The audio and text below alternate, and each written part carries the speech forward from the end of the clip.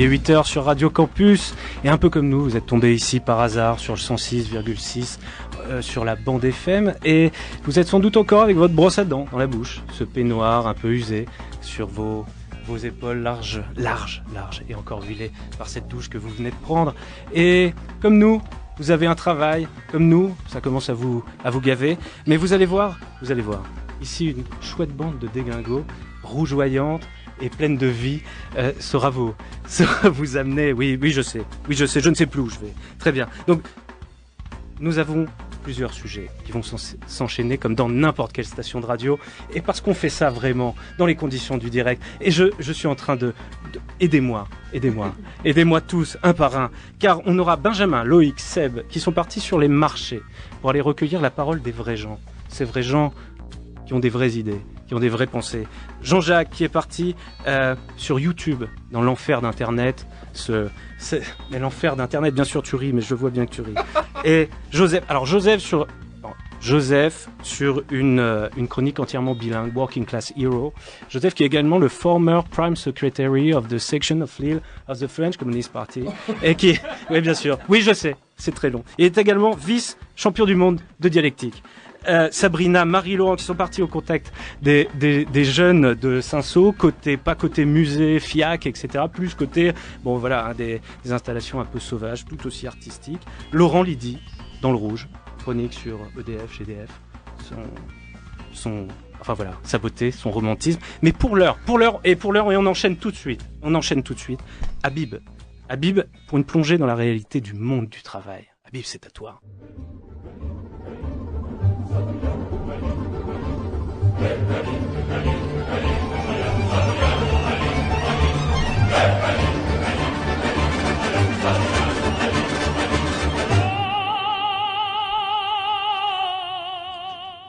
Bonjour chers auditeurs, chères auditrices, donc je me présente, je m'appelle Habib Hamdoud, je suis délégué syndical à Auchan City, j'ai poussé la porte de l'UL de 031, 43 rue de Lille, suite à des différents, tout ça, donc j'ai décidé de monter une section, donc ensuite je me suis fait élire, j'ai gagné des mandats, et au fur et à mesure des batailles, je me suis découvert un plaisir de la lutte syndicale, et donc j'ai découvert quelques pépites, au fur et à mesure de ces années d'expérience, bon ça fait 6 ans que je suis un militant actif à l'UL de Tourcoing. Et donc en fait, on a pu rencontrer des moments tristes, des moments plus ou moins bien. Il y a eu des moments où il y a eu des victoires. Bon, les instants euphoriques sont très peu dans la lutte, mais quand il y en a, c'est bon. Et ce qui nous amène là, c'est des situations sur lesquelles on va zoomer. C'est des situations précises où on peut voir des fois l'arrogance et le manque de respect du travailleur de la part de certains patrons et certains DRH. Et donc là, j'ai un petit exemple qu'on va vous faire écouter. Oui, c'est qu'en fait, il y a rien qui a été fait jusqu'à présent à sa connaissance. Et donc par rapport à cette agression de ce chef d'équipe, parce que nous, ce qu'on attend de vous, bah justement, ce qu'il attend de vous, madame, c'est que vous garantissiez sa sécurité et son droit syndical. Après, est-ce que le fait que cette agression survient comme ça soudainement, c'est lié à son mandat? Il y a des causes à effet troublantes dans cette affaire qui... Non, mais c'est pas lié à son mandat. Enfin, je sais pas, dites-moi pourquoi ce serait lié à son mandat. Bah, je sais pas. Visiblement, il était bon pendant des années. Aujourd'hui, il est plus bon. Mais c'était bien avant. Il était plus bon avant d'avoir un mandat. Hein. Il était plus bon. Il a été reçu pour l'accompagner dans son métier avant qu'il ait un mandat. Mais est-ce que ça justifie le fait qu'il se fasse agresser devant ses collègues en Non, mais ça, on est d'accord, ça justifie pas du tout. Non. Voilà. Mais non, et ce dossier-là est en cours, hein. Enfin, ne pensez pas qu'on fait rien. Bien sûr, mais nous, madame, ce qu'on attend de notre organisation syndicale, c'est que nos militants soient respectés comme vos collaborateurs, à titre égalitaire. Là, l'objet de mon appel, c'est un appel en toute courtoisie, d'accord? Donc là, pour l'instant, il se passe rien, on fait pas de procédure, on fait rien. Par contre, moi, je vous le cache pas, que si ça devait se reproduire, on serait amené à envisager des procédures et des actions sur votre site. Mais il n'y a pas lieu que ça se reproduise. Enfin, pour moi, c'est pas normal. Donc c'est un échange avec une DRH d'un grand groupe, d'une grande multinationale, la première fortune, le premier employeur de la région, donc la première fortune familiale de France. Pour ne pas la citer, c'est la famille Mullier.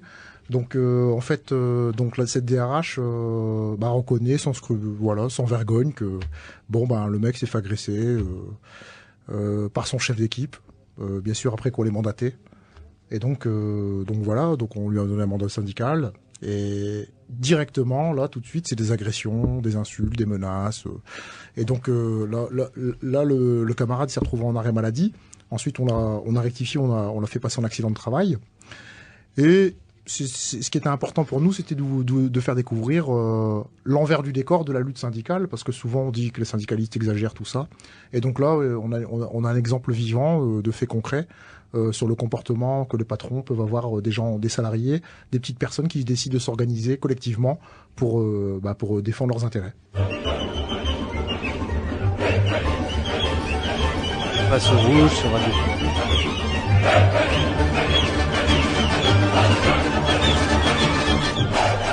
Sur Radio Campus, sur 6,6 FM.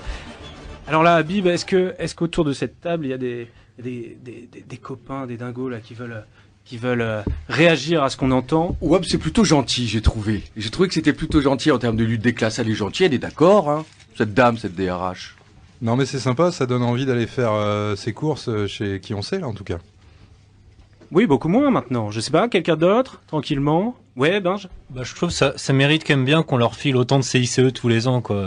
Cette pauvre CICE, entreprise. tu rappelles ce que c'est, s'il te plaît? C'est notre argent à nous, hein, l'argent public. Arrête de ramener ta public. science. Alors, CICE, arrête de ramener ta science, un bon résumé de ce qui se passe. Et on enchaîne tout de suite, parce qu'on n'a pas le temps de beaucoup plus en parler. Oui, je sais, mais c'est une émission extrêmement touffue, camarades. Et nous sommes là sur un part de marché, un sujet entier tourné au marché de Fives, c'est ça, Benjamin? Tu peux nous en dire un peu plus avant qu'on lance? Tourner au marché de Collier plus précisément. On va voir le dimanche, on récolte de la parole brute. Je vous laisse écouter un petit peu. C'est parti.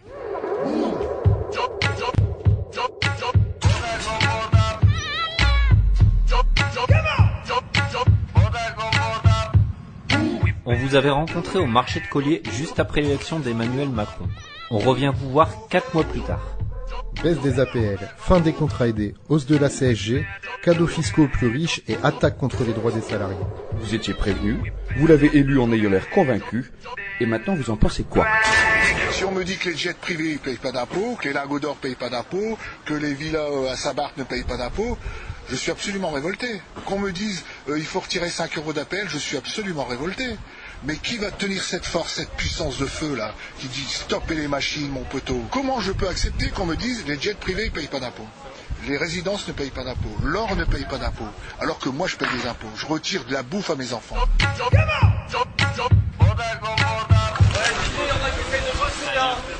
J'ai pas très envie de m'exprimer.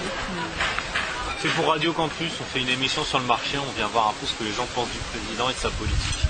Je sais pas où il va, on voit pas vraiment venir, mais ce qui vient, ça n'a pas l'air terrible. Il fait Robin des Bois, mais à l'envers. C'est le Robin des Rois. Quand il est capable de supprimer l'accessibilité handicapée dans les immeubles, par exemple, sous couvert d'économie, c'est quand même gravissime.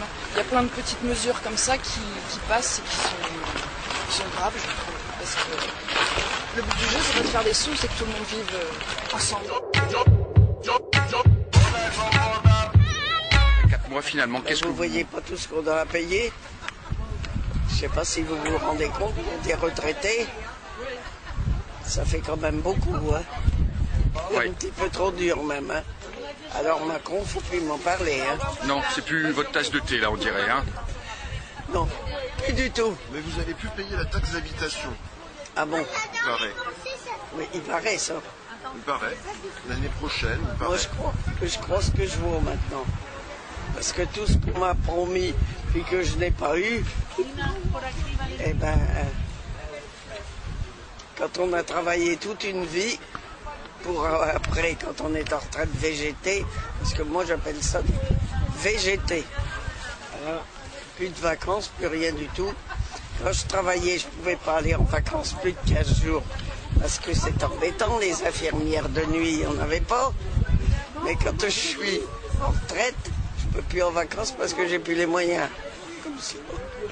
C'est bien. Je suis tellement écœuré que maintenant, quand rien que d'entendre sa voix, je ferme le poste.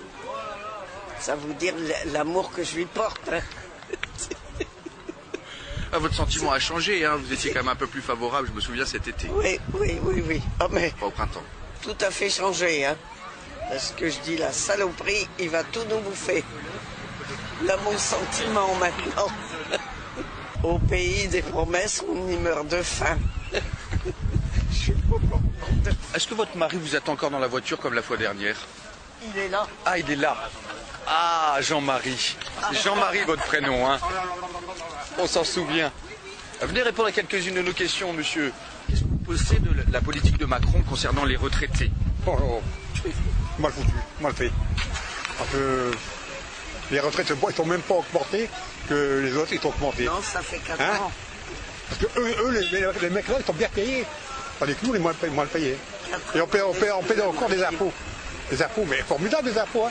1800 € d'impôts, je paye. Alors, pas normal. Quand on est retraité, on ne doit plus payer. Hein. J'ai fait partie du Parti communiste. Hein. Vous avez... du temps de Léon de Létocard, tout ça, avion. J'étais ami avec Léon de Létocard. Et alors vous disiez, faut un nouveau mai 68. Hein. Oui, il faut un nouveau mai 68 pour dégager toute cette saloperie qui est. Hein, bon, c'est la politique des riches et tout. Mais pour qu'il y ait un mai 68, il faut que tout le monde qui se rassemble. Et alors les jeunes, il faut qu'ils bougent aussi. Hein. C'est qui tout le monde pour vous alors? Qui devrait se rassembler? Toute la France. Toute la France, aussi bien que les chauffeurs, les ouvriers du bâtiment, tout le monde. Tout le monde. Même parce que bon, pour les jeunes, il n'y a pas de boulot. Hein, c'est pas normal quoi. Hein, de voir un tableau comme ça. Alors on fait tout pour les riches, rien pour les pauvres. C'est ça qui est dégueulasse quoi. Mais les gens viennent de voter, ils viennent d'élire un nouveau président. Les gens, parce que les gens ils savaient, non? Ils n'ont qu'à pas aller voter, ils ont qu'à voter blanc. Hein. Et puis même, je comprends pas qu'on a mis une pourriture pareille. Il l'avait annoncé Macron pourtant dans la campagne. Bah ouais, il l'a avancé. Ouais, bon, les gens s'ils veulent aller voter, ils vont voter. Moi, j'ai pas voté pour lui, c'est tout. Je vote pas pour les capitalistes, non? Quoi, je suis ouvrier. Faut arrêter ce système-là. Qu'est-ce que c'est ça? C'est l'Europe comme ça, bien quoi? Qu'est-ce que c'est cette merde? Tout ils remontent, ils voient pas qu'on a remonté le gasoil, quoi, tout que les gens qui travaillent avec, quoi. Les loyers, ils remontent, tout ils remontent. Il vient pas faire ses commissions, il ne sait pas qu'est-ce que c'est. Nous, on est retraités, j'ai 1200 balles, bon, par mois. 40 ans de cotisation, 44 ans de cotisation, 2 ans d'armée. Tu crois que c'est normal, ça? C'est même pas la moitié qu'est-ce que je gagnais avant. Et puis on n'a jamais d'augmentation, rien du tout, les retraités. Alors eux, ils roulent là, comment? Ils vont à des yachts et des avions personnels et tout. Et toi, tu n'as même pas quoi de mettre de l'essence ou bien qu'on pourrait travailler, ça va pas, non? Il faut changer tout ça. Et quoi, c'est vrai? Il parle que de Macron. Macron, qu'est-ce que c'est de ça? C'est lui qui vient des grandes écoles. Qu'est-ce qu'il a foutu dans sa vie, lui? Rien, il comprend rien de la vie. Il travaillait à la Banque Rothschild quand même. Bah, la Banque Rothschild, ouais, bien sûr, pour les riches. Hein. Il connaît, il vient faire le marché, lui. Il voit pas que tous les marchandises qui remontent. Il voit rien. Hein, mais bon, niveau les retraités, les retraités, tout à l'heure, ils font les poubelles. Il faut arrêter quand même. Hein. Bon, franchement. T'as déjà vu les retraités dans notre temps qui allaient faire les poubelles? Ah non, maintenant on les voit faire les poubelles pour quoi que c'est ça. C'est ça la France, mon vieux chapeau. Hein. Tout ce qu'on a acquis, ils sont en train de tout détruire. C'est vrai? Bon, j'ai plus grand chose à dire. Merci beaucoup. Bonne journée. Bonne journée, monsieur. Non, mais faut bouger les gars. Une gare, c'est un lieu où on croise les gens qui réussissent et les gens qui ne sont rien. Et si c'était ça la France qui se construit avec Macron? Ceux qui réussissent, qui écrasent ceux qui ne sont rien. À la gare comme au marché. Là, vous avez bien compris à qui profite cette politique. Pas à vous. La lutte des classes n'est donc pas morte. Et c'est quoi le travail alors? Vous pensez qu'elle vous profite ou qu'elle profite qu'aux capitalistes? Ça permet aux gens qui ont de l'argent d'investir finalement pour que les gens travaillent, tout ça, c'est bien. C'est de bloquer tout, Mais faciliter les licenciements, par exemple, ça permet de donner du travail aux gens? Non, c'est pas faciliter les licenciements. Il ne faut pas que l'équilibre soit déséquilibré. C'est une excellente chose. Mais il ne faut pas que l'équilibre social soit déséquilibré. Les droits des salariés, il ne faut pas, au nom de la crise économique, empiéter sur le droit d'un salarié. Mais c'est ce qui est fait, là. Les ordonnances Macron, c'est exactement ça. C'est empiéter, oui et non, baisser oui les et droits. non, oui et non. Parce que des fois, au niveau vous prenez des prud'hommes. Des fois, vous avez un artisan qui a un capital de 7 000 €. Il a un salarié, il a travaillé 2 ans chez lui. On a vu des jugements où le salarié il a obtenu 30, 50, 100 000 € pour des licenciements abusifs. Attendez, non monsieur, non, abusif, c'est vous qui le dites. C'est le tribunal qui a décidé et qui a eu une lecture qui était abusive. C'est ça le gros problème pendant des années, c'est que nos politiques n'ont jamais trouvé l'équilibre. Soit vous avez la gauche qui vient, elle tape sur les patrons, vous avez la droite qui vient, elle tape sur les salariés, et donc pendant des années, ils ont explosé ce pacte qui est nécessaire pour l'économie française. On est dans un pays qui est le 5e pays le plus riche du monde, il y a 9 millions de pauvres. Vous le pensez? Non, c'est la réalité des chiffres. Est-ce que c'est un équilibre qui vous convient, ça? Ah non, c'est pas du tout normal, Mais cette pauvreté, ça dépend de quelle manière vous la regardez, monsieur. Vous la voyez. Et cette richesse, ça dépend de quelle manière vous la voyez. Est-ce que c'est une richesse qui est réellement ici implantée en France? Ah oui, oui. Ou c'est juste des avantages et des chiffres que vous voyez? Est-ce que l'argent de cette économie, elle est ici, elle est investie dans l'économie française? Il y a énormément ou elle est ailleurs? Oui, il y a énormément de milliardaires, de millionnaires dans ce pays, en effet. Moi, je suis à tous les Français qui deviennent millionnaires et milliardaires. Travail. Oh putain, c'est une escroquerie, c'est fini, c'est pas Google ou Facebook ou je sais pas, machin qui vont faire la loi chez moi. Je suis en France. Il y a des lois de travail qui sont là, qui se sont battus pour les toucher, les gars. Ils se sont battus contre le patronat. Là, je crois que je suis trop bon. Mais monsieur, quand même, comment voulez-vous que les entreprises embauchent si elles peuvent pas licencier, quoi? Alors, c'est ça. Dis-moi quand il pleut, t'es mouillé. T'as des questions cons comme ça souvent, toi? Bah, il y a des droits du travail, ils ont été actés, ils ont été votés, ils ont été arrachés au patronat.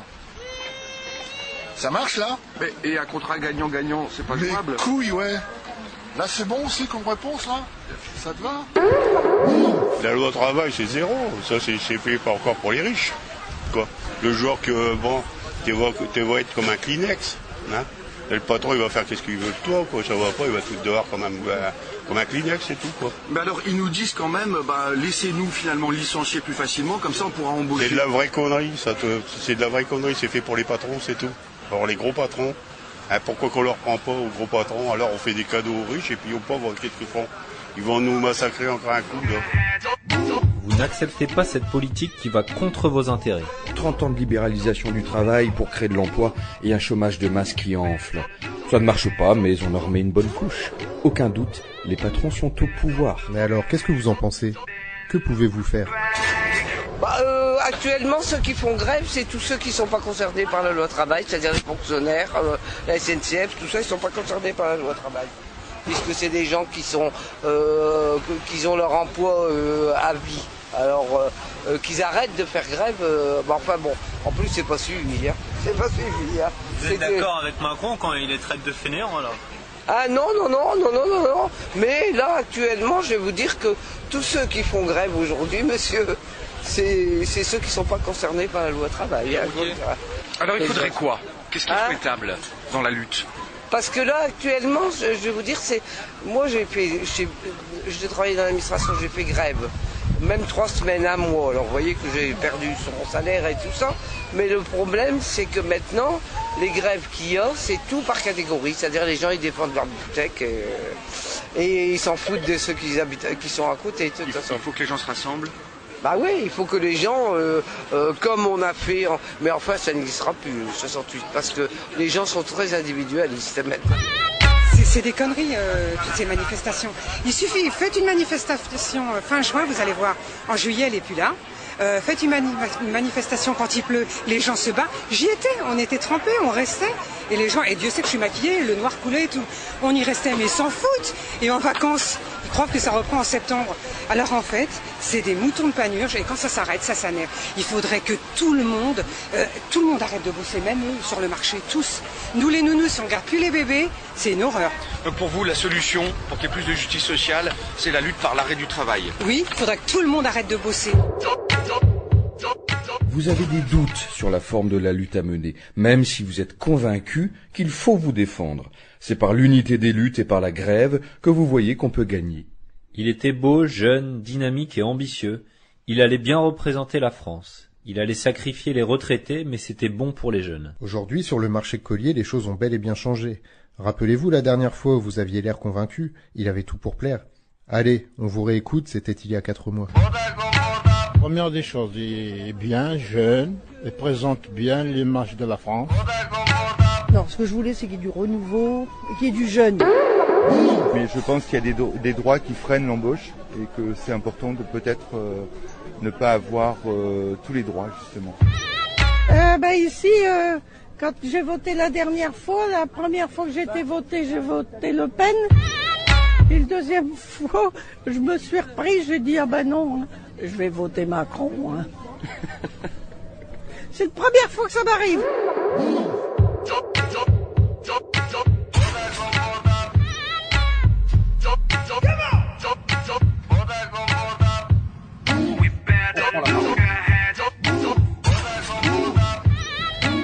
Job sur On passe au rouge, Radio Campus. Laurent, tu voulais intervenir de rechef, tout de suite. Moi, première remarque, je trouve que ça manque un peu de feignant dans ce reportage. Vous avez pas dû très bien chercher, c'est pas ce qu'on nous a dit à la télé. Pourtant, on s'est donné du mal, mais on a trouvé que des gens qui bossent, qui se mobilisent, qui font... Ouais. Que des gens qui bossent. Que du travailleur. Ouais, Sabrina, toi. Moi, je trouve que c'est une belle invitation pour Monsieur Macron à venir au marché. Hein. Ça, c'est évident. Hein. Il y a Joseph là qui est chaud également. Ce qu'on entend, les appels à la grève et tout ça au marché de collier. Quand tu me prendras ça au marché du Vieux-Lille, c'est que ça commencera à devenir bon, je pense. C'était Joe le français. On a cru entendre Habib à un moment donné, non? T'avais l'air bien vénère, qu'est-ce qui se passe? Oui, Habib au milieu. C'était toi ou pas là? Vas-y, dis la vérité. Ouais, c'était moi. Moi, je commence à en avoir marre de ce monde d'enculé, d'individualistes, des gens qui sont là, sur Skyrock, qui font Radio la Libre, c'est sans concession. concession avec le travail. On attend tous les autres, mais pas tous mêmes. Bon, c'est un peu facile. Hein. Mais en même temps, on végète, donc. On y va. On passe à Jean-Jacques qui est là. Alors Jean-Jacques, c'est sa première fois, il est très stressé, il enchaîne les œufiteuses là depuis tout à l'heure. on est sur YouTube Rouge. Financé par Sanofi, merci. Financé par Sanofi, mais il est dedans Jean-Jacques, pas de marque. Sinon on doit toutes les citer. Vas-y Jean-Jacques, à toi. Bon, alors, moi je vous propose de découvrir quelques youtubeurs, comme on dit, des gars ou des filles qui s'expriment politiquement grâce à des chaînes sur la plateforme YouTube. C'est souvent très bien vu, parfois marrant, mais surtout ils répondent en partie à la question qui nous intéresse aussi. Quelle forme vont prendre dans le futur les médias de gauche, vu que la presse s'écroule et vu que pour l'instant, on en parlera peut-être, il n'y a pas de médias audiovisuels clairement à gauche. Alors je crois que celui qui est le plus en pointe, c'est Osons Causer, petite équipe qui bosse beaucoup ses dossiers. Voilà un petit extrait de ce qu'ils disent sur la loi travail.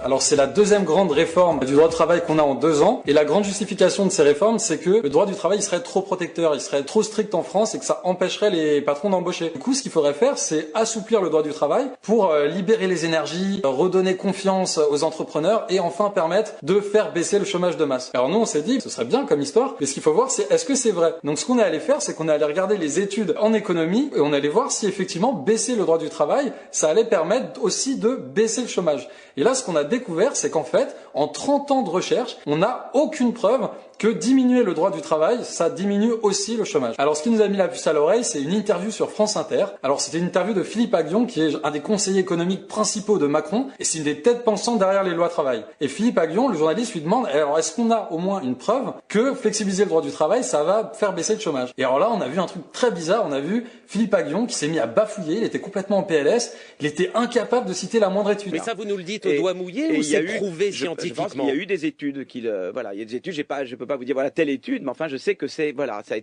prouvé, c'est établi. Et alors là, j'ai fait de la recherche, ne pas savoir citer une seule étude sur ton domaine, c'est hallucinant. C'est comme si tu étais boulanger et que tu étais incapable de donner le nom de tes pains à tes clients. C'est juste pas possible. Bon du coup, on allait faire le travail à sa place et on a épluché 30 ans de recherche sur les effets de la flexibilisation du droit du travail sur le chômage et l'emploi. Et ce qu'on a découvert, c'est que des études, il y en a eu vraiment dans tous les pays du monde, dans des situations de croissance, de récession, vraiment dans toutes les situations. Et les études, au début, dans les années 90, il y en avait certaines qui trouvaient un effet, d'autres qui trouvaient pas d'effet. Du coup, c'était très controversé. Mais depuis quelques années, en fait, la situation est devenue très claire. Toutes les synthèses disent la même chose. Le premier point, c'est que on n'a aucune preuve que flexibiliser le droit du travail, ça fait baisser le chômage. Ça, c'est clair, tout le monde est d'accord. Et le deuxième point, c'est que flexibiliser le droit du travail, peut-être que ça créerait des emplois. Alors, ça paraît bizarre. Comment c'est possible que ça puisse créer des emplois si ça fait pas baisser le chômage? En fait, la raison est toute simple. Les études qui montrent des créations d'emplois, c'est très majoritairement dans des petits secteurs. Donc, en fait, on peut créer des emplois dans un secteur en prenant d'un autre. Et au final, ça ne fait pas baisser le chômage. Et ces études qui trouvent des effets comme ça, en plus, c'est des effets généralement très faibles. Donc, si on prend l'ensemble des études, et notamment les plus récentes, ce que nous dit la science économique, c'est très clair. Flexibiliser le droit du travail, on n'a pas de preuve que ça fait baisser le chômage. Et dire le contraire, tout simplement, c'est faux. Le fil d'actu reprend les codes du JT classique, mais les détourne plus ou moins subtilement. Là, il s'intéresse au statut du petit patron dans cette loi travail qui risque fort d'être le dindon XXL de la farce. Et le pire du pire, donc le plafonnement des indemnités prud'homales et la suppression du plancher de 6 mois minimum de salaire d'indemnité en cas de licenciement sans cause réelle et sérieuse si tu avais plus de 2 ans d'ancienneté. Alors ça, c'est assez incroyable. Bon, moi, 6 mois de salaire pour un licenciement non mérité, je trouvais ça plutôt correct. Je sais pas, le temps de se retourner, quoi. Et surtout, qui va attaquer au prud'homme, d'accord, assigner au prud'homme, attendre 3 ans un jugement pour gratter entre 1 et 3 mois de salaire? Eh ben, personne sauf les cons, mon copain, je préfère te le dire. Et déjà, l'avocat, il va te prendre entre 500 et 1000 palos plus 15% de ce que tu vas gratter. Alors, autant dire que tu vas rien faire du tout et qu'il faudrait être con. Et d'autant plus que tu peux plus le faire tout seul, ou du moins c'est beaucoup plus compliqué depuis la loi de 2016. Alors, pour ce qui est du plafond de ce que tu peux gagner au maximum au prud'homme pour un licenciement sans cause réelle et sérieuse, alors maintenant, c'est 20 mois. Alors 20 mois de salaire. Alors même si ça fait 30 ans que t'es là, du coup tu sais rien foutre d'autre, et que t'as une famille nombreuse à nourrir, ils en ont rien à secouer. Je te le dis, ils en ont rien à secouer. Alors c'est assez dramatique parce qu'en fait l'air de rien, c'est plus ou moins l'abolition du CDI. C'est une forme de création de prime de précarité pour la rupture du CDI. Et quand on voit la teneur des débats, c'est absolument affligeant. Tu sais, les patrons ils sont là à se plaindre des prud'hommes, des indemnités prud'homales, mais comme si ça tombait de la lune. Mais les juges ils sont pas là à juger avec une faucille et un marteau. C'est des mecs qu'on bac plus 8. Et les juges face à toi au prud'homme, c'est pas Robespierre qui crie guillotinons les riches, bordel de merde. Je sais pas si vous avez déjà vu un juge, mais ça transpire pas l'essence prolétaire, mon pote.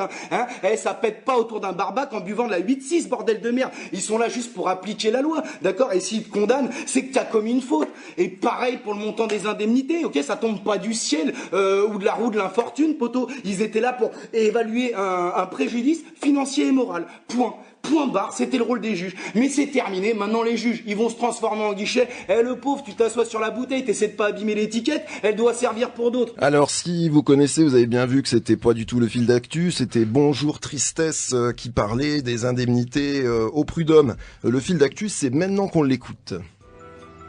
On voit mal en quoi ces ordonnances vont profiter aux petits entrepreneurs. Prenons l'exemple du plafonnement des indemnités prud'homales. En 2014, seulement un tiers des arrêtés prud'homaux concernaient des entreprises de moins de 11 salariés, alors même que ces dernières représentent plus de 90% du total des entreprises françaises. Les indemnités qu'elles ont dû verser étaient par ailleurs en moyenne 3 fois moins élevées que pour les autres. Ce ne sont donc pas ces entreprises-là, pourtant essentielles à l'économie, qui profiteront d'une telle mesure. Plus généralement, on peut d'ailleurs s'étonner de l'idée que le gouvernement se fait et véhicule des petits entrepreneurs. Soyons honnêtes, il ne semble pas abusif aujourd'hui de dire que les procédures d'embauche peuvent constituer pour certains un casse-tête administratif. Par Jupiter, est-ce que les gens peuvent être désagréables, que voulez-vous? Le laissez-passer à 38. Vous avez le formulaire bleu? Le formulaire bleu? Non. Alors comment voulez-vous obtenir le laissez-passer à 38? Et où trouverai-je le formulaire bleu? Guichet 1. Mais j'en viens. Mais pour leur simplifier la tâche, pour les soutenir dans leur démarche, rien n'est fait. Il y a des choses à faire en matière de code du travail. Christophe Rameau, économiste atterré. Il faut simplifier. Mais vous savez pourquoi il a épaissi au cours des 30 dernières années? C'est parce qu'on a introduit plein de mesures libérales de dérogation. Et donc, la loi El Khomri a ajouté des dizaines de pages au code du travail, et la loi Travail XXL qu'on nous prépare, elle va en rajouter des dizaines, si ce n'est plus de 100 pages. Les seules simplifications mises en place concernent le licenciement, voire le licenciement abusif, comme si tout petit entrepreneur ne voyait dans son salarié que le coût qu'il lui représenterait si jamais il lui venait l'idée de le licencier sans respect des procédures. Maintenant, voici le bon sens, alias Antoine Léaumont, qui lui fait sa petite chaîne tout seul et qui, du coup, est même devenu directeur de la campagne numérique de la France Insoumise.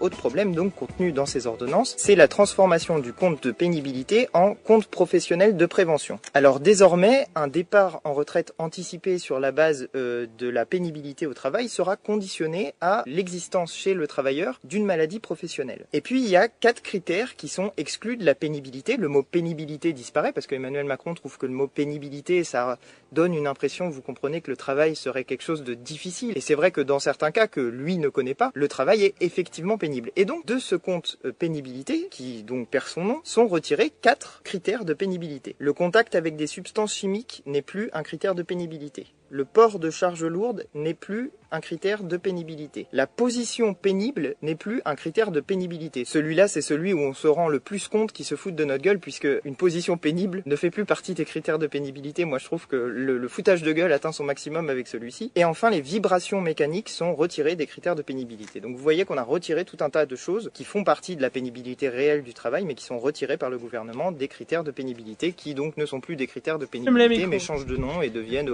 des choses qui arrivent au travail, mais qui n'existent plus en tant que critères de pénibilité. Alors vous avez pu entendre quelques extraits de quelques youtubeurs, extraits partiels par définition, axés sur la loi travail. Je ne peux que vous recommander d'aller directement les découvrir pour entendre ce qu'ils disent. Puis il y en a plein d'autres, le Stagirite, Demos Kratos, Je suis pas content, Acropolis. On en reparlera si mes camarades ici présents choisissent pas de mettre fin à mon CDI de chantier.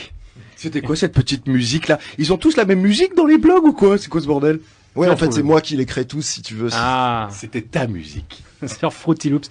Laurent, tout de suite. Ouais, Laurent. moi je voudrais pousser un cri d'alarme face à l'ubérisation des présentateurs télé. Je me demande pourquoi ces youtubeurs, ils n'ont pas le salaire de Pujadas, parce que pour produire leurs émissions, ils sont visiblement plus compétents. Mais il leur manque un recul journalistique. Enfin, c'est logique. Habib, là t'étais chaud là.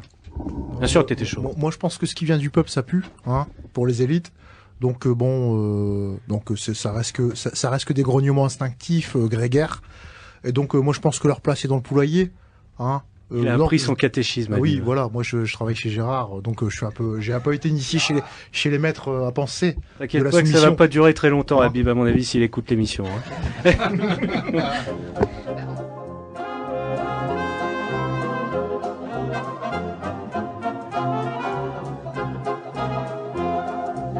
La réforme du code du travail, c'est pas qu'il y ait 2 ou 3 failles. Se résigner sans livrer bataille, qu'ils disent que l'on n'est pas taille, que les gens acceptent qu'on les assaille. Non, vaut mieux que ça, qu'on laisse gouverner le patronat. Vaut mieux que ça, qu'on cesse de gouverner par vos lois. Vaut mieux que ça, quelques irréductibles gaulois face à l'envahisseur bourgeois qui voudraient piétiner nos droits. Vaut mieux que ça, la loi elle connerie, et toutes ces conneries. Marre de ces moqueries en haut lieu nous. Vaut mieux que ça, que toutes leurs tromperies, ça paye pas le bon prix. On a bien compris qu'on vaut mieux, ouais. Vaut mieux que ça, la réduction des temps de repos, les salaires peuvent faire de gros bons en arrière quand le haut de la pyramide ne faut d'ajouter le fractionnement des 11 heures de la journée. Repos et euros à journée, non, vaut mieux que ça. Les heures supplémentaires peuvent être 5 fois moins majorées. Les apprentis mineurs peuvent trimer 10 heures par journée. Les temps partiels à 24 heures, la semaine à 35 heures. Et d'autres acquis à cœur que cette loi vise à chourer. C'est au service des exploiteurs, les groupes les plus dévastateurs, à qui cette loi fait des faveurs que l'État a couré. Le plafonnement des indemnités, on peut pas se bourrer. C'est pas pour aider le salarié car on vaut mieux que ça. Les plans de sauvegarde de l'emploi consistent en virer les salariés sans quoi la barque est censée chavirer. Pour de prétendus motifs économiques au lieu de ça, Blackil pourront se faire sans raison des on vaut mieux que ça. Passer de 10 à 12 heures de travail par jour, on vaut mieux. L'extension du dispositif forfait jour, on vaut mieux. Bosser gratos pour leurs beaux yeux par amour, on vaut mieux. Oui, patron Jacou, on vaut mieux, ouais, on vaut mieux que ça. Et puis c'est vrai qu'aller s'épuiser, on vaut mieux que ça. S'enliser dans l'entreprise et se mépriser, on vaut mieux que ça. S'échiner, et se ruiner, et trimer pour déprimer puis déprimer, on vaut mieux que ça. S'abîmer pour pas un rond pour des patrons, on vaut mieux que ça. Sous les recommandations d'Emmanuel Macron, il vaut mieux pas. Chez Fayon, on vaut mieux que ça. Et la ponte c'est ça qu'on pourtant fait d'affront, on vaut mieux que ça. Faire d'affront, on vaut mieux que ça. On vaut mieux que se tuer au boulot, que se maintenir la tête sous l'eau, que s'anesthésier le petit boulot. Pour l'heure, on vaut mieux que ça. On vaut mieux que bosser au McDo, que mettre en rayon des packs d'eau. On est loin de nos rêves d'ado. C'est vrai qu'on vaut mieux que ça. Perdre sa vie à la gagner, passer son temps à se manier. On est tous dans le même panier, et on vaut mieux que ça. Notre pouvoir pourront pallier tant ils vont voir qu'on est panier si on cesse les accompagner, car on vaut mieux que ça. Grève générale, ad vitam aeternam, vas-y Paris réclame, ta petite Paris c'est le drame pour la bourgeoisie, car Tricard qui fabriquait sa gamme, qui a trimé pour ses produits et sa gamme, sans salariat, aïe aïe aïe, ça va pas, ah bah ça tombe bien, combien vaut-on à ce stade-là? On vaut mieux que leur dire qu'on vaut mieux que ça. Ils ont là appris qu'on se moque de savoir combien on vaut, car on n'a pas de prix, pas de prix. On vaut mieux que ça. On vaut mieux que ça. On vaut mieux que ça. On passe au rouge sur 106,6 en modulation de fréquence. Vous pouvez retrouver également cette émission sur campuslille.com. Joseph, c'est un instant solennel, c'est à toi. Tu as mis ta plus belle marinière.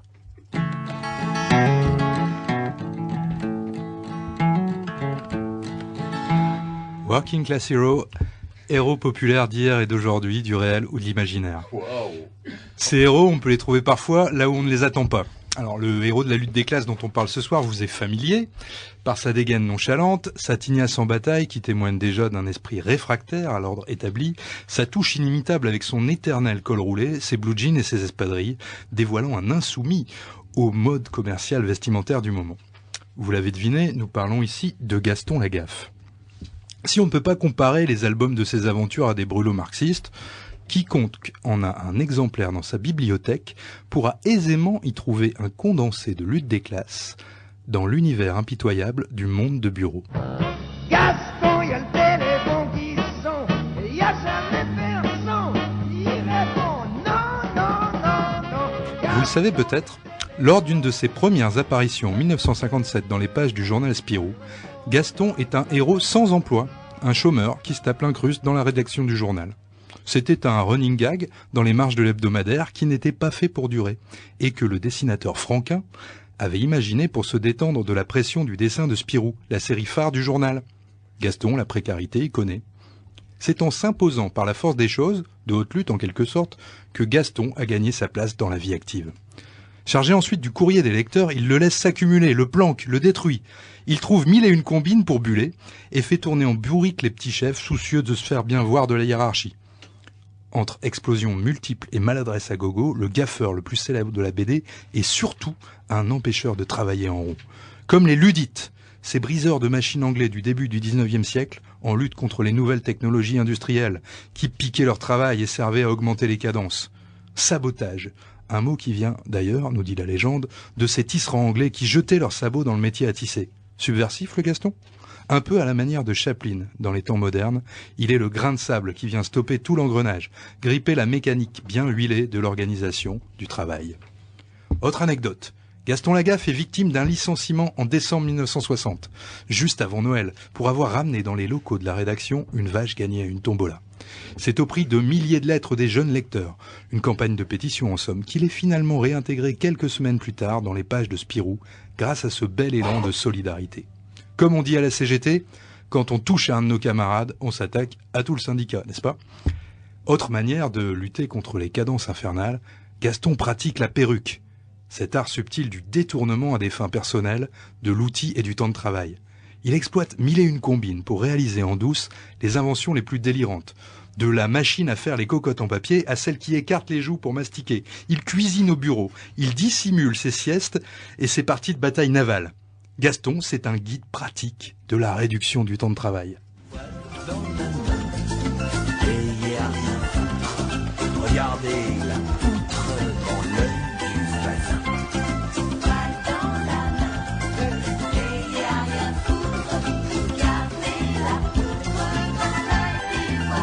Alors certes, vous allez me dire, Gaston, c'est pas l'action collective et organisée, c'est pas le porte-parole monté sur un tonneau qui appelle ses collègues à la grève avec son mégaphone. C'est avant tout des stratégies individuelles pour en faire le moins possible. C'est un héros plutôt libertaire, mais qui s'attaque frontalement au symbole de l'ordre établi de l'autorité. Le flic et ses parcs-mètres, l'homme d'affaires avec son cigare de Messmacher et ses fameux contrats jamais signés, sauf une fois par Gaston lui-même pour le brevet d'une de ses inventions. Antiproductiviste mais populaire, poète écolo mais roulant dans une vieille bagnole polluante, Gaston exprime la contradiction entre nos aspirations à vivre un monde meilleur et la réalité quotidienne de nos vies aliénées par le travail. Il fait partie de ceux qui aident à prendre conscience du poids de nos chaînes. Et en ça, il répond à sa manière à l'interpellation du vieux Lafargue. On écoute Paul Lafargue. Une étrange folie possède les classes ouvrières des nations où règne la civilisation capitaliste. Cette folie traîne à sa suite des misères individuelles et sociales qui, depuis 2 siècles, torturent la triste humanité. Cette folie, c'est l'amour du travail, la passion moribonde du travail, poussée jusqu'à l'épuisement des forces vitales de l'individu et de sa progéniture. au lieu de réagir contre cette aberration mentale, les prêtres, les économistes, les moralistes ont sacro-sanctifié le travail. Bon, merci Paul Lafargue. En gros, pour résumer, pour gagner le droit à la paresse, votez Gaston Lagaffe, ok? Enfin!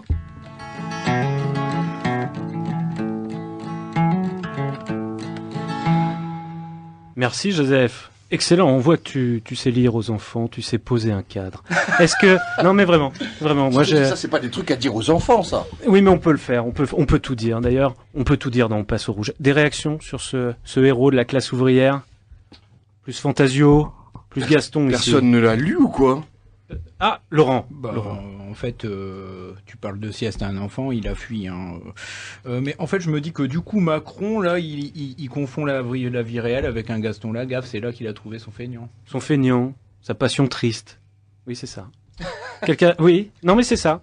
Quelqu'un? Personne? Bon, ben très bien. Ben on enchaîne. Hein, mon Seb, on y va. Sabrina, Marie, vous avez été à Saint-Sauveur, au lieu, donc comme je disais au début, hein, un peu de l'art contemporain, etc. Enfin, le truc un peu, voilà. Mais également de montage un peu sauvage, où on voit de jeunes gens, plus ou moins jeunes, albanais, guinéens. C'est les Guinéens que vous avez rencontrés. Je te laisse finir pour pas tout dire comme ça.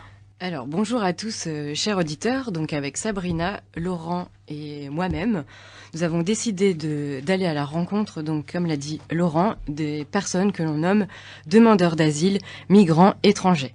Donc, nous avons interrogé 4 jeunes hommes guinéens vivant derrière le parc, le campement, de la gare Saint-Sauveur. Et donc, pour commencer, nous allons laisser la place à Mohamed, dit Momo, 20 ans, vivant dans un centre d'hébergement et de réinsertion sociale à Tourcoing. Et il a eu la gentillesse de nous raconter son histoire. Au moment où tu pars de ta ville, tu es tout seul? Non. Pour quitter au Mali, quand même, jusqu'à Burkina, j'étais mensuel. Mais pour quitter au Burkina, jusqu'en Italie, j'étais un ami, mais il est décédé en Italie. À Libye. En Libye? Au prison, ouais. À cause de... pour essayer de traverser. Donc, au moment de la traversée. Ouais. Et là-bas, qu'est-ce que t'as vu là-bas? Qu'est-ce qui s'est passé en Libye? C'est pas facile. Libye, c'est pas facile. Parce qu'il n'aime pas des blagues, quoi. Tu vois? Il n'aime pas de blagues. Donc, on est à Libye comme du commerçant. Comme par exemple, si toi tu voulais... Comme on commerce, quoi. Comme si tu voulais vendre de soja. Donc nous on est là-bas, quand on arrive de Libye, si voisin là nous vit ici, il peut appeler des polices pour venir nous prendre, et la police il va donner de l'argent à lui, celui qui l'appelle la police, donc pour aller nous emmerder dans nos prisons, pour nous frapper tous les jours, pour donner le téléphone pour qu'on perde des parents. Tu as été emprisonné? Ouais. J'étais à la prison des Zaouïa, 7 km de Tripoli. D'accord. On était 3500 dans la prison. Et t'es resté combien de temps là-bas en 2 prison? mois. 2 mois? Ouais. Comment t'as réussi à partir de la Libye? Qu'est-ce qui s'est passé? De prison là-bas, il m'a battu plein de choses, donc j'ai plein de dangers.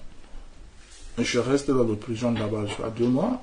Et un jour, parce qu'il travaille la nuit pour construire des maisons, il est venu chaque fois il vient de prison pour aller travailler dans l'esclavage, pour aller travailler de maison. Donc il est venu pour me demander qui est maçonnerie, celui qui peut construire la maison. Qui c'est qui peut construire? Okay. Parce que j'étais en prison, donc je n'ai pas de possibilité pour sortir, moi je n'ai pas de parents, il y a des moyens, donc voilà. Maintenant, je le dis à moi, on est plein, donc depuis quand moi je sors de prison, je me fuis, quoi. Grâce à Mohamed, on a pu rencontrer des amis à lui qui sont installés sur le campement de la gare Saint-Sauveur et ils vont nous raconter leur quotidien. Voilà Mokhtar et Suleiman. Ça fait des mois on est là, on souffre, il n'y a pas d'aide, on a tapé toutes les portes, ça ne va pas, donc on est là. On est là avec des associations qui nous assistent des fois. Des fois aussi, on voit il y a des coins ici comme Ozanam, Aïda, des fois pendant la journée pour aller manger, tout ça. Mais on est là quand même, ça va pas, il y a la fraîcheur, on souffre beaucoup, il y a d'autres qui sont malades. Vous voyez, d'autres, ils ont des problèmes. Il y a des médecins qui passent Ouais, il y a des médecins qui passent. Des fois, il y avait une semaine, MSL était là avec des bus. Ouais, ils étaient là, il y a d'autres qui sont partis, d'autres ne savaient pas aussi. Mais la vie d'ici, ça va pas quand même.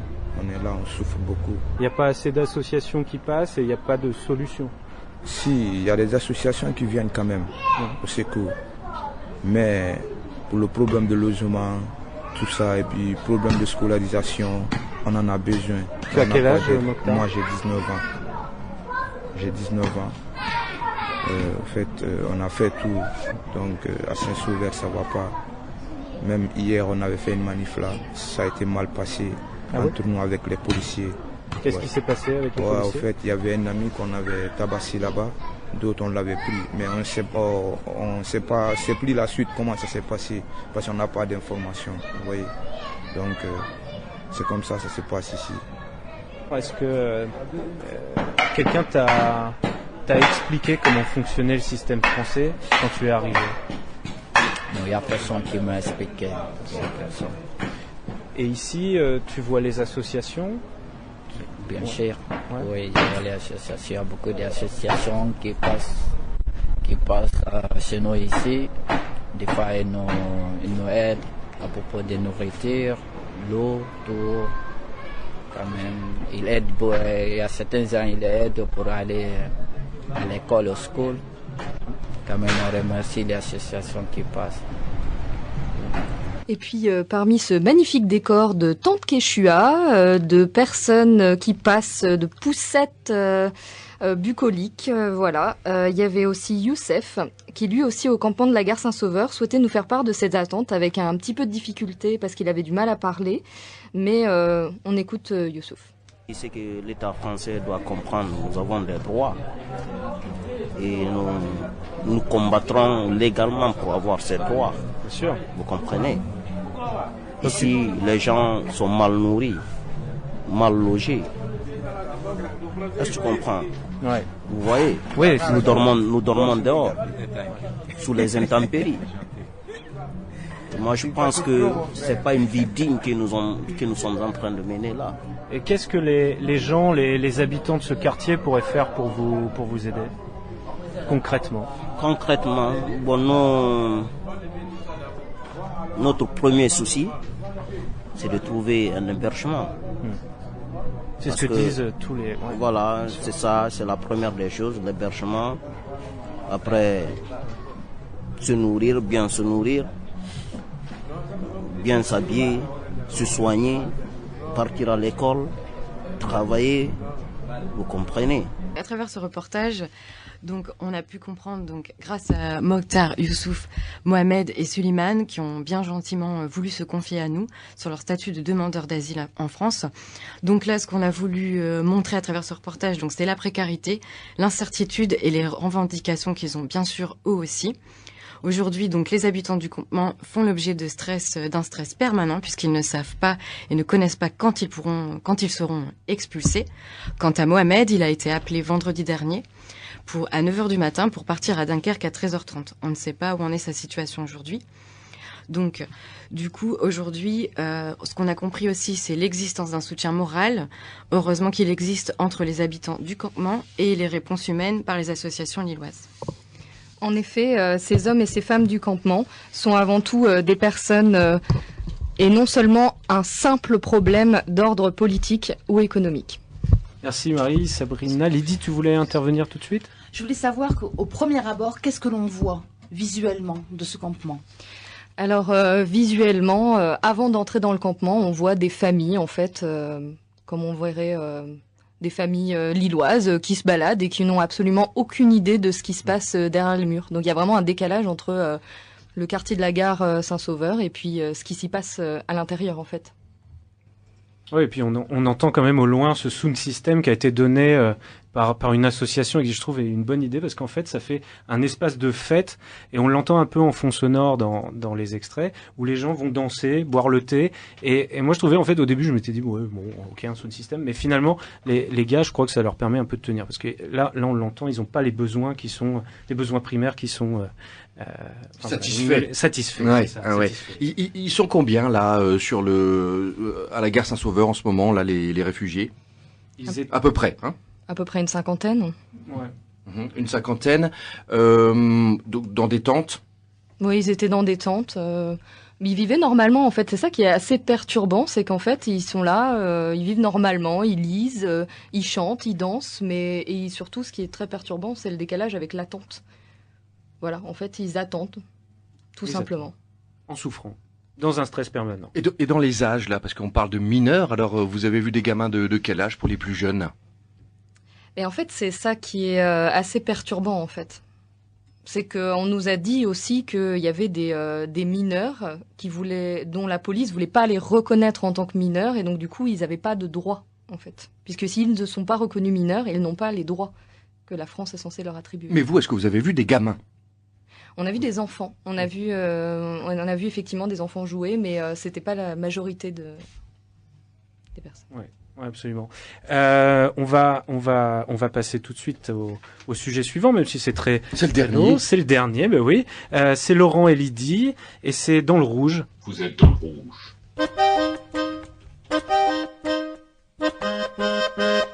Bonjour Laurent. Bonjour Lydie, bonjour à tous.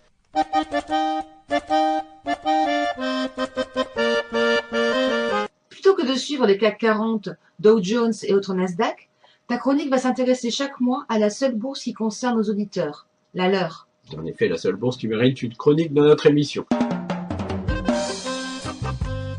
Et ce mois-ci, tu vas nous parler du porte-monnaie des consommateurs d'énergie qui est dans le rouge. Oui, en effet, tu t'en souviens peut-être, il y a 12 ans, François Roussely, le patron d'EDF-GDF, faisait passer des vessies pour des lanternes à l'ensemble des spectateurs du JT de France 2. Jamais cette entreprise ne sera privatisée.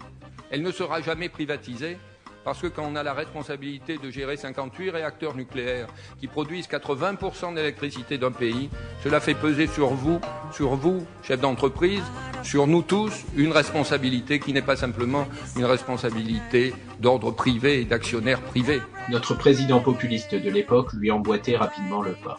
On ne viendra pas à la privatisation. C'est clair, simple et net. Il n'y aura pas de privatisation d'EDF, de Gaz de France. C'est clair, c'est simple et c'est net. Pas si clair puisque l'entreprise EDF-GDF a été saucissonnée puis privatisée en 2007, quelques mois après cet enregistrement. Et depuis, tous les dirigeants se succédant aux rênes de ces deux entreprises, comme de leurs concurrents, se révèlent particulièrement incompétents pour maintenir le coût de l'énergie aussi bas qu'il l'était à l'époque du monopole de services publics. Depuis, le coût de l'électricité a augmenté de 30 à 50%, alors que le coût du gaz a littéralement explosé, entre 50 et 75% selon le type de contrat. Et ce n'est pas l'arrivée d'acteurs proposant une énergie dérégulée qui a pu baisser la facture. Les tarifs de ces nouveaux venus, tels que Direct Énergie, pour ne citer que cette entreprise, ont, eux, augmenté de 40% en moyenne. Et rappelons que pendant cette même période, le SMIC, lui, n'a progressé que de 15%. On en a presque oublié l'époque où plusieurs années pouvaient passer sans que la facture d'énergie n'augmente. C'était d'ailleurs le cas entre 1983 et 2005, où on n'observe qu'une faible augmentation de 3% sur une période longue de 20 ans. Au cours de la même période, le coût du gaz, lui, avait même tendance à baisser, -3, -4, -5% pour le plus grand plaisir des usagers. Et ça, c'était bon pour le porte-monnaie de monsieur et madame tout le monde. Oui, certes, c'était le bon temps. Mais l'augmentation du coût de l'énergie, il n'est pas forcément dû à la volonté des fournisseurs d'augmenter leurs profits. Il est peut-être tout simplement dû à la conjoncture. De nouvelles taxes ont fait leur apparition au cours des années 2000, telles que la CSPE, la CTA, et ce sont justement elles qui augmentent fortement le coût de l'électricité. Mais l'apparition de ces nouvelles contributions sont justement une conséquence directe de la privatisation.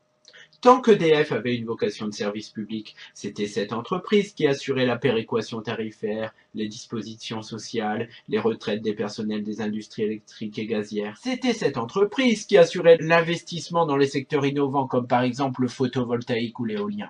À partir du moment où le secteur de l'énergie devient une arène dans laquelle chaque participant recherche uniquement un profit financier, chacune des contributions spécifiques qui faisaient d'EDF GDF une entreprise à vocation de service public s'est transformée en taxe imposée aux consommateurs. Qui dit privatisation dit taxe. Et ce n'est pas forcément moins cher pour les usagers. Ce n'est ni moins cher ni plus juste, car avec ces nouvelles règles de concurrence, ce sont les gros consommateurs qui sont mis à l'honneur au détriment des plus modestes. Cela se traduit par une explosion des prix des petits abonnements. On parle des abonnements dits 3 kVA, destinés aux locataires de modestes logements, qui sont passés de 24 à 67 €, alors que le coût des abonnements pour les compteurs de 18 kVA, destinés à des propriétaires de grandes résidences, ayant besoin d'infrastructures électriques pour chauffer leur piscine, a diminué, lui, de 36%.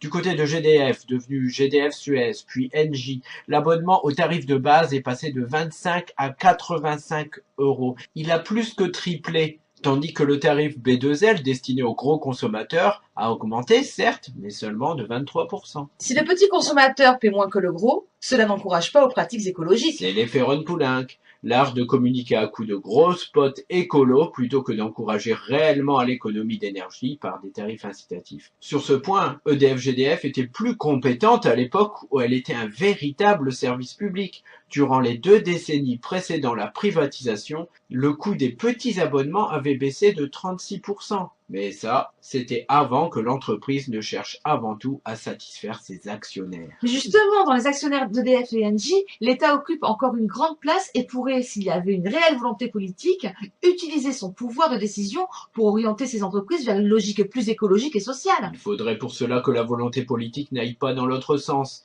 Engie, anciennement Gaz de France, est sous le feu de l'actualité puisque notre ministre de l'économie, Bruno Le Maire, vient encore de céder ce 2 septembre 1 milliard d'actions détenues par l'État au capital. Cette cession s'ajoute à celle de 1,5 milliard d'euros réalisée en juillet dernier. En 3 mois, l'État s'est donc séparé de 8,6% de ce géant de l'énergie et ne détient plus que 24% des actions d'Engie. Et tout ça pourquoi ? Une partie de la somme dégagée servira à financer un fonds d'aide à l'innovation. Dans la bouche du ministre de l'économie, il faut comprendre un fonds d'aide aux start-up qui s'adressera principalement à des grosses et moyennes entreprises en quête de modernisation. En d'autres termes, on réduit le pouvoir d'intervention de l'État pour financer des entreprises dites innovantes qui seront ensuite achetées par les GAFA et ça ne rapportera rien à l'intérêt collectif. Et quoi qu'il en soit, tant que les règles du jeu du secteur de l'énergie tendront vers la concurrence exacerbée et la rentabilité à tout prix, la santé financière des petits usagers comme l'encouragement des pratiques écologiques passeront à la trappe. Une logique qui pourrait prendre fin par la création d'un pôle public de l'énergie. C'est en effet une des pistes qui permettrait de substituer l'intérêt collectif à la concurrence économique. Ce pôle public serait fondé sur un objectif central, concrétiser le droit à l'énergie pour tous dans le cadre d'une politique respectueuse de l'environnement. Il pourrait mettre fin à la concurrence actuelle entre les secteurs de l'énergie et créer au contraire des conditions de la mise en commun de leur potentiel pour en faire un instrument de gestion de services publics. Enfin, ce pôle impliquerait une gestion publique, donc les entreprises qui le composeraient seraient gérées démocratiquement avec de réels pouvoirs pour les salariés, les usagers et aussi les élus. Ce qui éviterait chaque année de dilapider sous forme de millions de dividendes les richesses reversées aux actionnaires de ces grands groupes qui sont justement produites par ces salariés.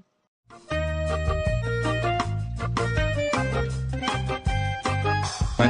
Et moi, ça me rappelle quelque chose, cette proposition, non? Pas vous, les camarades? Non, Joseph. Ah non, pardon.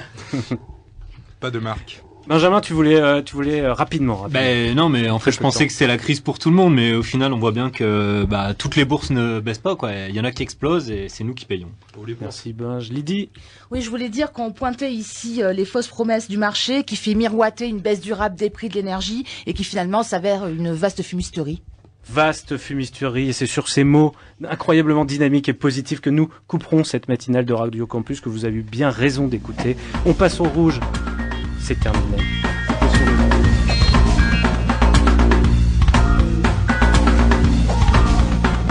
On passe au rouge. C'est donc terminé sur le 106,6 FM. On se retrouve le mois prochain, le même jour. Ça marche. Et l'émission est disponible 8 semaines sur campuslille.com en podcast. Salut tout le monde. Salut. Allez, à plus. On dit tous salut. Laurent, t'as pas entendu dire salut. Salut les dingingos. Reste poli. Salut. oui.